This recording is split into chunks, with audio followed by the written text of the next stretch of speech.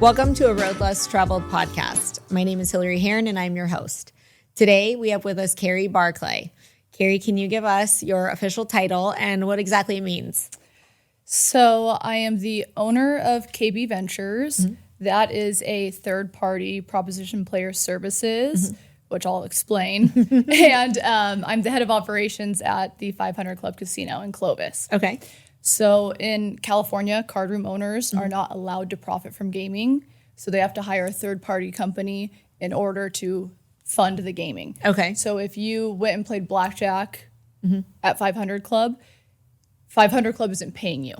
It's not 500 Club's money. Right. The third party is paying you. So if you win blackjack, I'm taking money out of my pocket and I'm paying you. Okay. If you lose, I take your money and I put it in my pocket. Okay. And then I just pay the casino monthly to be there. Okay. So that's what KB Ventures does. And I'm contracted with 2 card rooms in California, in Modesto and in Atascadero. Okay. And I did that at 500 Club for 12 years as well. And now I just moved to the other side because you can't do both at the same location.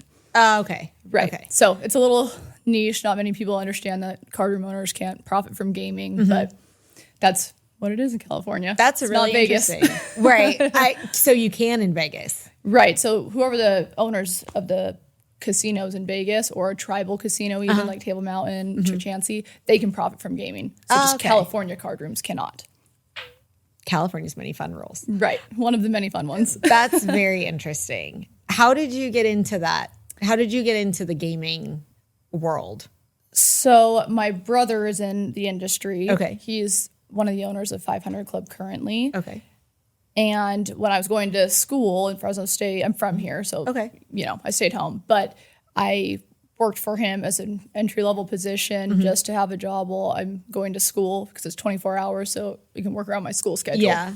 I had zero intention, honestly, of staying in the industry, but I ended up falling in love with it, and I worked my way up and eventually started my own business and bought him out, and the rest is kind of history. But that's how I ended up getting into it. So I imagine it's been super male-dominated, both in volume and personality, if you will.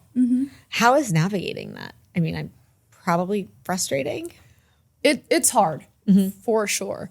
I mean, I was thinking about this before I came here, and I'm sure there's female owners of card rooms. You got to think like there's really big ones that probably have 50 owners, and there probably is a female in there. But owner-operator type of position, I mean, I honestly could think of maybe 3 besides me in all of California. Are there like associations where...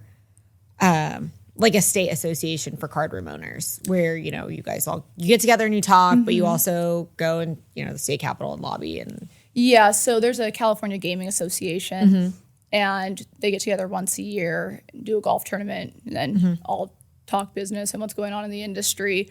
And like I said, I mean, I'm probably one of 3 owner operators that are there that are female. There's other females there, don't get me wrong. But they're not in that same position typically. So it's hard. And truth be told, you don't get the same respect. And then on top of being female, I'm also probably the youngest in the industry as well. So I've like a double whammy on me for sure. Yeah. Like they're just never going to think I'm the smartest or take me seriously. Yeah. And it's taken a long time. And I think I'm kind of getting to that point finally where they're like, oh, like she might be a force to be reckoned with. And she's not just here. Look, she keeps showing up. Well, and I think a lot of it was like, well, it's your brother's casino. Of course you're there. And I'm like, I had to work 3 times as hard as any other person to be in that casino, whether it's his or not. I mean, you know how family business is. Family business is hard. Right. It has its pros and cons, but you're working twice as hard. You are, because you're not just trying to prove your worth to your boss. You're trying to prove your worth to all of society, or anybody who can see your position. Right. I mean, there's so many crazy stories, but one of my recent ones is I went to dinner. I met someone in the industry when I was trying to get another account, and I had this dinner. It was like the most wild thing I've ever sat through. But he literally sat there and was like, "Don't think you have this account. You don't have it." Which in my mind, I'm like, well, I think I do. you know, I haven't signed the contract, but I think I'm pretty close, you know. He's like, no, look at you. People take meetings for the way you look. And I was like, did you say that out loud? He did. And he followed it up with, but then it's odd because people take these meetings with you and then you start talking and you're actually kind of intelligent. So people don't know how to handle it. And I was like, so because my blonde hair or, you know, I just can't be intelligent. Like, I can't again, be educated. did you just say that out loud? I mean, that was like such a small portion of it, but I was like, okay. And we actually went to, that was probably 8 months ago, maybe. And we actually went to dinner a week ago or so. And I'm like, you eating your words yet? Because I definitely got the account, you know? Yeah. And he was like, I just, you know, I don't know. Either you are just like an undercover killer or you just, lack of a better term, he said, you just ship money. And I'm not sure which one it is. Perhaps you're just ignorant. Right. Not you. No. Him. Right. And I was like, well, I said, I'll let you figure that one out. I said, but I can assure you it's not the shitting money. Yeah. But you know, but it's amazing that he was like, I'm shocked. And I was like, and I'm here to let you eat your words. Okay, like, so here's you know? another question. Why do you keep having dinner with this fool? Well, there's only been 2. Yeah. And the first one was that. And the second one, I was like, now what? Right, exactly. I'm like, and here I am. I love it. Yeah. So you love the industry. I do love the industry. I mean, it will keep you on your toes. Yeah. It is busy. It's 24 hours a day, 365. I mean, it's a lot. Well, it's heavily regulated, yeah? Heavily regulated. I mean, I come from the car business, as you know. Probably one of the 2 most regulated things, and jumping through those flaming hoops is a lot. How do you keep up with that? I mean, I do my best, honestly. Yeah. I mean, it's just, you have to have a good team, honestly, and just always staying on top of research and reading regs and reading ordinances and asking questions. And plenty of people don't want to ask questions for fear of looking not intelligent or not knowing what's going on. I will ask all the questions. How else do you gain intelligence? Like, how do you gain the information then? I think they just brush it under the rug and hope no one ever brings it up. If Must be nice to be a man. Right. If I'm being honest, I think they're just like, well, this might be someone else's problem, you know? But do you have relationships with your legislators? Like, or do you feel comfortable talking to them about how the decisions that they're making practically impact the business that you have that employs people? So we haven't had a ton to do with that up until probably the last couple of years. And now there's lots of changes and voting and things that need to happen. So a lot of the cardrooms kind of get together and fund it and send out our best of the best to go and talk to all of these people and try to help out, you know, all of the craziness that's going on, especially in California. But I feel comfortable for sure. But we always want to send our best foot. Maybe it's someone who knows from A to Z exactly what needs to be done, where I can just be like, I employ this many people. You can't do this to us. Help me help you. Like, you know. So, but we do all get together and come up with a game plan and then step out with our best foot forward. That's amazing. I don't really understand how it works. I mean, I'm gathering how it works. And it can be a little bit of a rough and tumble industry, yeah? Yeah. I mean, the industry itself, sure. But even like just day to day, if we're just talking about a business and not the industry, for like a 500 club, for example, you're running like 5 businesses in one. Yeah. You know, you have your poker side of the gaming, you have your Cal side of the gaming, you have security, which typically a lot of people will outsource. You have a bar and restaurant. Say food and beverage. Right. So, I mean, it's honestly like 5 businesses in one, and you're trying to keep it afloat, and you never shut down. We never shut down. Yeah. So there's not that time to like, okay, let's revamp and tomorrow we're going to start something new. It's well, we have to do it while staying open because we're not closing the doors. Well, and you guys have grown quite a bit in the last, I don't know, few years, 5-10 years. Yeah. So the previous owners expanded back in 2012, I believe, which we were there. So we were the banker then. Okay. That's what we called the third party. And then my brother switched sides in 2019. And so we did another revamp kind of then. And then now, you know, with the industry and moratoriums that expired and now put back in place, everyone's trying to grow if possible. So we'll see. Okay. How many, do you mind, if you don't mind answering this, if you do, you don't have to, but about how many people do you employ? At 500 Club by itself, we have 270 employees. I mean, that in California qualifies you as like a larger business, and all the flaming hoops apply to you. Right. Mm-hmm. That's got to be difficult. Are you guys struggling with staffing? In certain departments. Yeah. I think for like on the banking side, I struggle more with staffing than I do on the casino side. Okay. Because the casino side gets tips. So that kind of really helps out, where the banking side can't take tips. It's a conflict of interest. So for them, like my banking side's a lot harder staffing wise than the casino side is. Right. But like, housekeeping, security guards, things like that, they're still tipped, but not to the extent of a dealer or something like that. So they're hard to keep happy, but I think we do a pretty good job actually. But yeah, staffing in California I think is hard no matter Definitely what industry you're in at this point. 100%. What did you study in college? I got my degree in business with an option in finance. Okay. Oh boy, I barely passed finance. And by barely passed, I mean I literally had extra help. What if you didn't do the cardroom, what were you going to do? I wanted to get into banking of some sort, but like end goal, I wanted to be like a venture capitalist. Okay. And so you kind of achieved that. Kind of, but I want people to bring me their business ideas, which now maybe I have friends that do that, so I get my little fun there. Yeah. But I wanted to be able to hear people's ideas and be a part of it from the startup. And just by networking, you get those opportunities now. Yeah. That's what I ultimately wanted to do, was that. But I couldn't get a job after college. Yeah. It was rough. I probably applied for 150 jobs. Wow. In and outside of California, up and down California. And I was overqualified or underqualified. And there was nothing in between. It was hard. Interesting. It ended up fine. Right. Well, and in hindsight, I'm thankful, but it was rough. You spend all that time in college and then you kind of have nothing to show for it a little bit. You spend all that money. And entrepreneurship is born out of necessity, right? Right. Either a market need or survival. So, you got the best of both worlds, I guess. You got hammered on both ends. For sure. I'm happy with where I ended up, but ultimately that wasn't the plan. Right. But. And you're in a 24/7 business. What do you do? Well, I have two questions. What do you do to recharge? But that one's after. What do you do when you want to give up? Like you want to just say, fuck it all. I'm out of here. I give up. How do you walk yourself back from that? Oh, I have those moments. Don't get me wrong. I have one particular manager who he is like my ride or die. He was with me from KB Ventures. I took him with me to 500 Club. He still works for me for KB Ventures. And I lean on him a lot.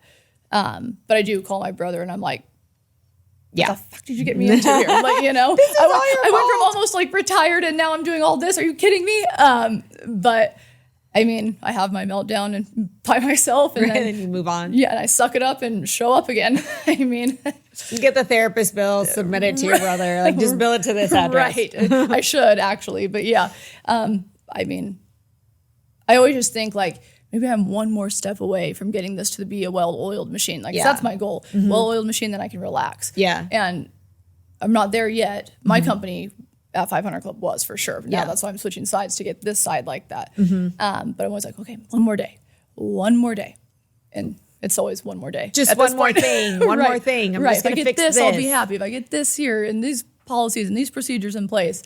But I know like what my end goal is. And I think I just know that's where I want to go. Yeah. And the sooner I get there, then the sooner I get to relax is kind of what I'm thinking. And that's what helps me get through it. What helps you recharge? Like what gives you the energy to give one more day?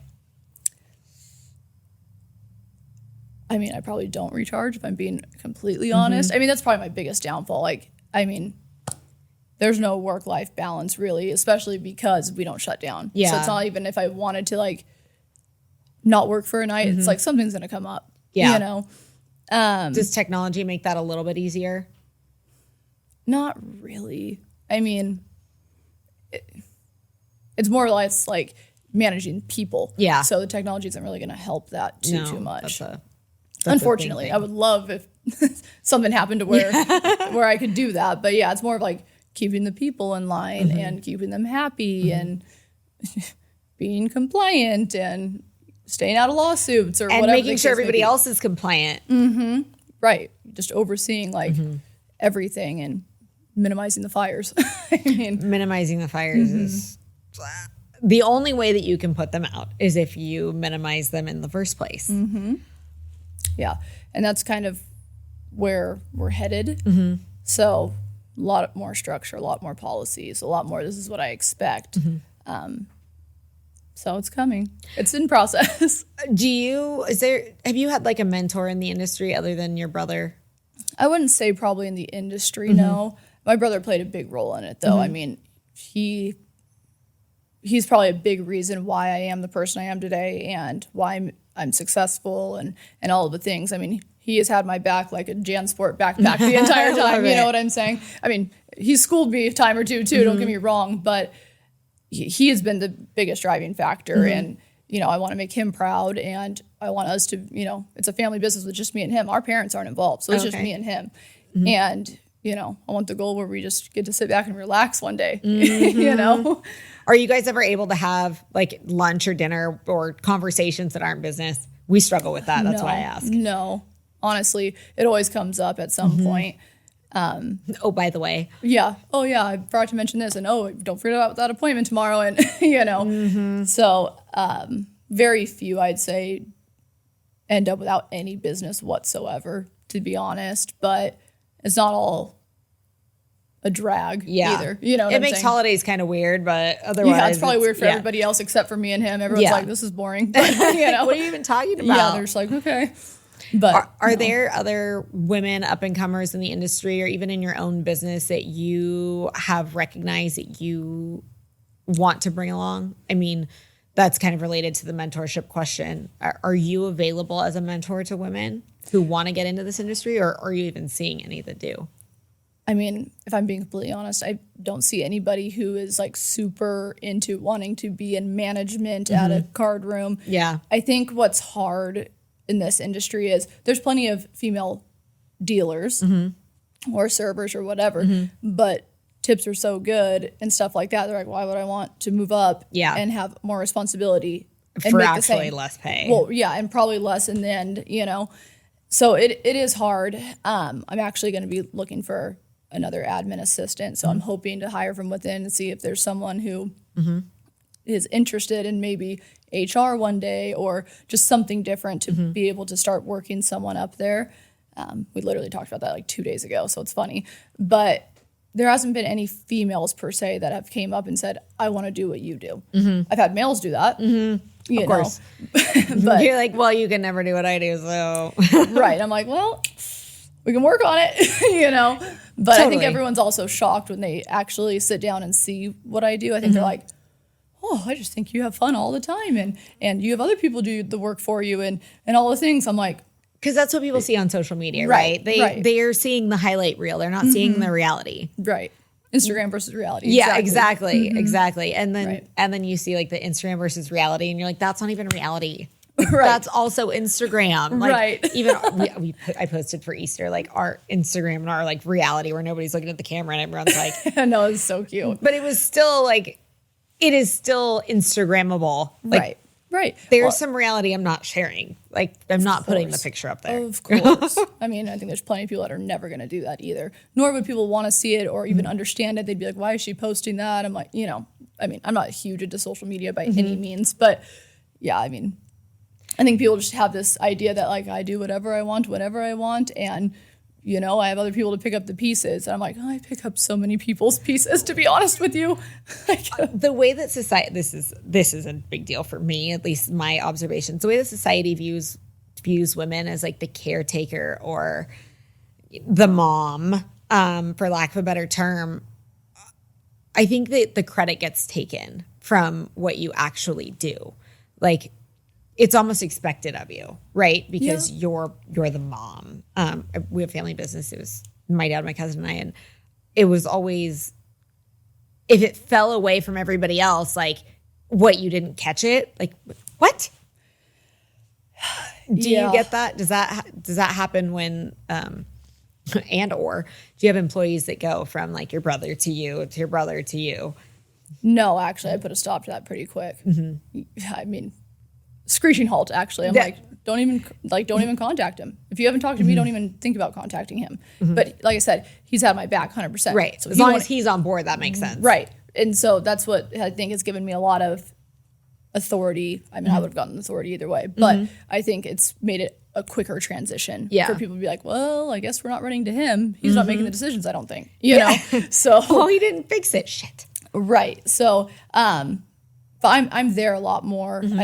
He put in his work, and I kind of want him to relax, and now it's my turn. Essentially, is kind of how I see it, and I think I'll do it faster. I'm being honest. Like Probably will. I think I will. I just need someone to have my back, which he does, so it's nice. And you guys have always been close? Yeah, I mean, we're close for sure, but really, we're 14 years apart. Oh, okay. I mean, there's a pretty big age gap there. So it's almost like having like another dad, essentially. You know? Yay! Two of just what I those. needed. Yeah. But we've always been as far apart as we are age-wise, very close. That's amazing. Yeah.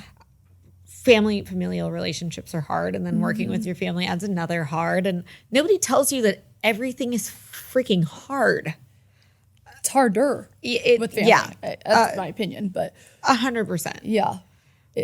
People are just like, oh, well, you know, it's her brother, it's this. And it's like, I guarantee you wouldn't be doing what I'm doing. Like, do you have that burning to kind of set the record straight? Oh, yeah. To be That's like, why I keep going to dinner with that guy. Right, that guy, like, look.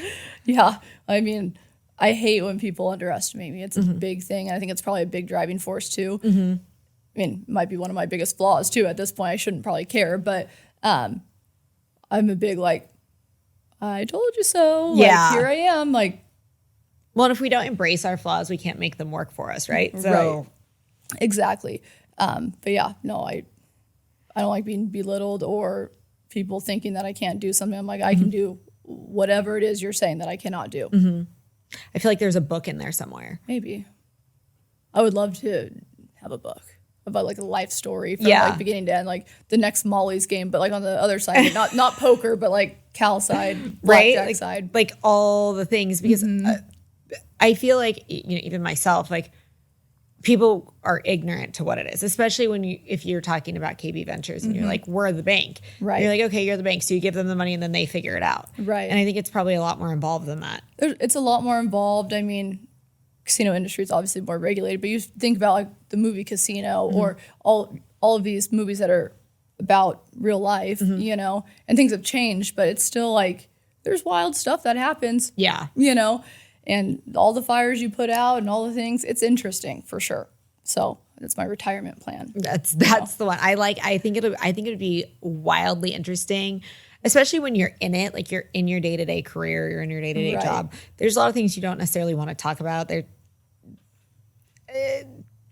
things that don't even deserve the exposure right now. But, you know, once you've coped with them, perhaps they have entertainment value.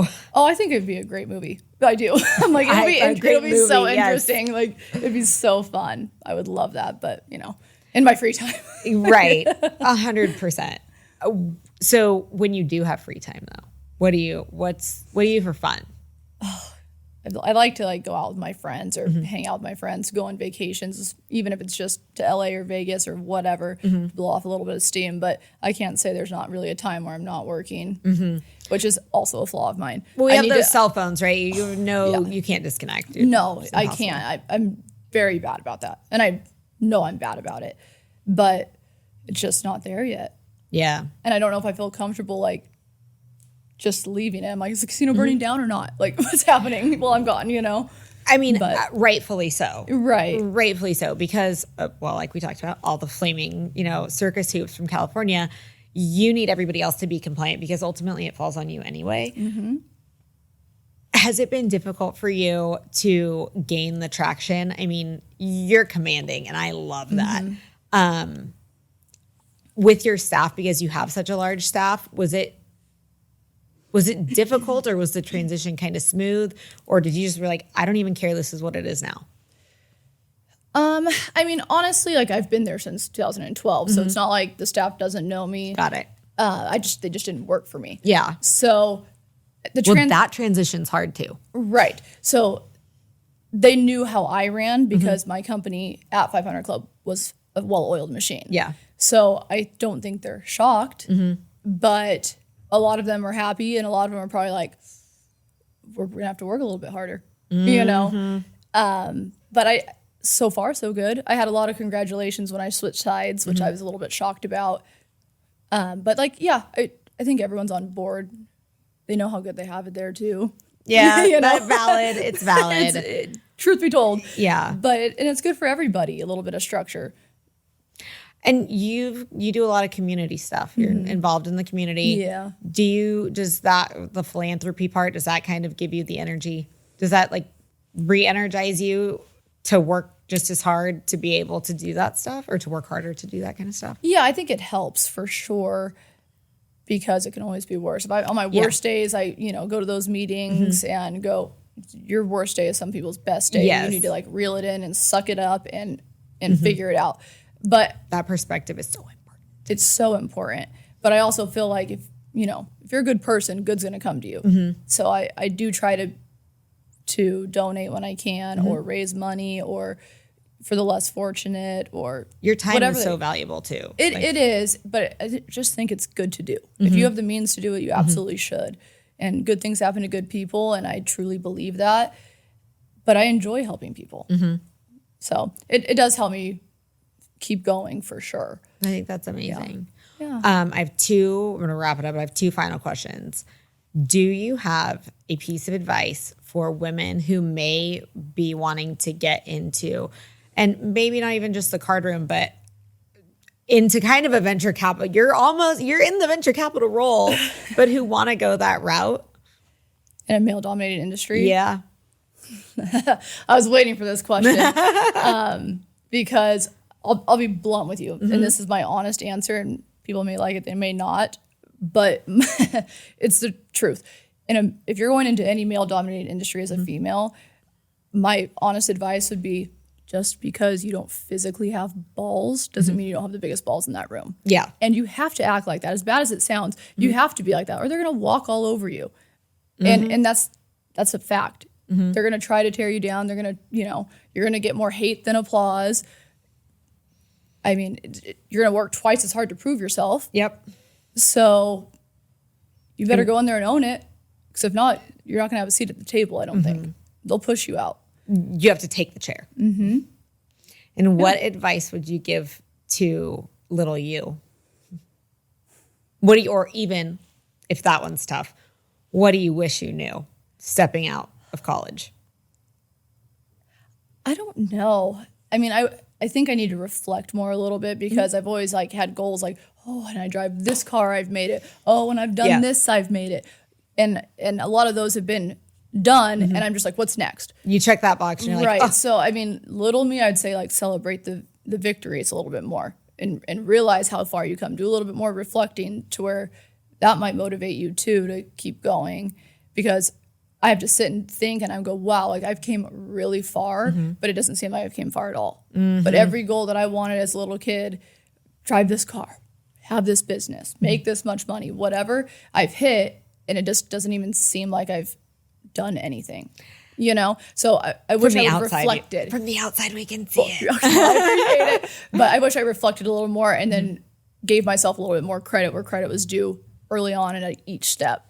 That's probably what I would say. I think that's incredible advice, not only for yourself for the future, but for everybody. Celebrate your little victories. Right, yeah. I agree. Otherwise, what are you doing? Because when you get to X, what have you been doing? Right. And that's what I do. I get to X, I'm like, what's next? Yeah. And I don't go like, sit here and enjoy it for a minute before you go on to the next thing. Like, this is what you asked for. This is what you wanted. This is what you worked hard for. Now you sit there and you enjoy it. Right. You sit and enjoy what you did. Yeah. But that's probably something I wish I did more. Because now it's like in hindsight, I'm like, well, I can sit and think of it as a whole now, but I should have done it every step of the way. Yeah. So, well, it's a first step to more enjoyment of your successes. Yes. Thank you very much for coming today. I'm so happy to finally meet you. I know. I feel like we were excited. friends already. And thank you for being here, and thank you for sharing all of your perspective with us. Yeah, of course. Anytime. It was fun. Thank you. A huge thank you to our incredible guests for sharing their stories, wisdom, and breaking down barriers with us. If you enjoyed today's episode, don't forget to subscribe and leave a review. Your support means the world to me and helps spread the word about the amazing women paving the road less traveled in male-dominated industries. If you have suggestions for a future guest or topic you'd like me to explore, please reach out on social media. I'd love to hear from you. Follow me on your favorite social platform for updates and behind the scenes. Keep pushing boundaries, challenging norms, and lifting each other up.